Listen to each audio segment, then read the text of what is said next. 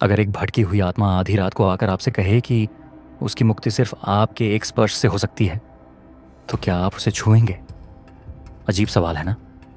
लेकिन यही सवाल एक रात घने जंगल के बीचों बीच एक बूढ़े तपस्वी साधु हरिराम के सामने खड़ा था। जंगल का नाम था तिमिरवन, एक ऐसा स्थान जहां सूरज भी डर के मारे देर से निकलता था। चारों ओर ऊंचे घने पेड़, हवा में गूंजती अजीब आवाजें और हर दिशा में पसरा अजीब सा सन्नाटा। इसी जंगल के केंद्र में एक टूटी फूटी झोपड़ी थी। वहीं रहता था एक साधु हरिराम बाबा, उम्र लगभग 70 के आसपास। पिछले 30 सालों से वह इसी झोपड़ी में तपस्या कर रहा था। दुनिया से कोई नाता नहीं, सिर्फ ध्यान, मंत्र और मौन। लेकिन उस रात बिजली कड़की, तूफान उठा और पेड़ों से अजीब चीखें सुनाई देने लगीं। ऐसा लग रहा था जैसे पूरा जंगल कुछ कह रहा हो, कुछ छिपा रहा हो। हरिराम ने अपनी झोपड़ी का दरवाजा कसकर बंद कर लिया, दिया बुझने से पहले ही जला लिया। तभी थप थप थप कोई दरवाजे पर दस्तक दे रहा था। हरिराम चौंका। इस तूफानी रात में, इस वीरान जंगल में कौन हो सकता है? सांसें थमी, दरवाजा खोला। सामने एक युवती खड़ी थी, सफेद साड़ी, भीगा बदन, कांपता शरीर और भय से डरी आंखें।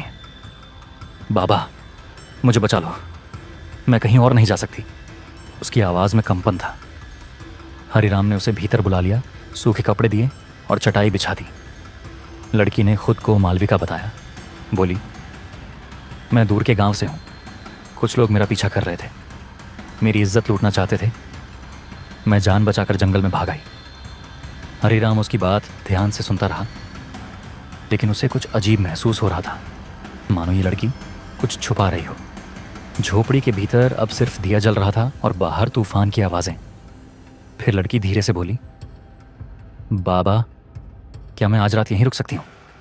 हरिराम ने उसकी आंखों में देखा, डरी हुई, मासूम सी, लेकिन फिर भी मन के किसी कोने में कुछ हलचल सी थी। हाँ बेटी, ये झोपड़ी तुम्हारी भी है, उसने कहा। मालविका चुपचाप चटाई पर लेट गई। साधु ने आंखें बंद करने की कोशिश की, पर नींद कोसों दूर थी।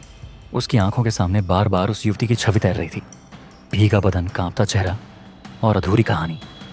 फिर सन्नाटे में एक सिसकी सुनाई दी। हरिराम ने आंखें खोली। मालविका रो रही थी।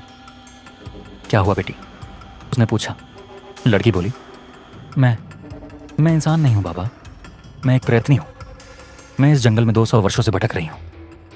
हरिराम का दिल कांप उठा। क्या? उसकी आवाज़ रुक गई। मालविका ने कांपती आवाज़ में कहा, बहुत पहले मैं एक रानी थी। मेरे पति राजा चंद्रकेतु ने मेरी बहन को अपवित्र करने की कोशिश की। जब मैंने विरोध किया तो उसने मुझे झड़ देकर मार डाला।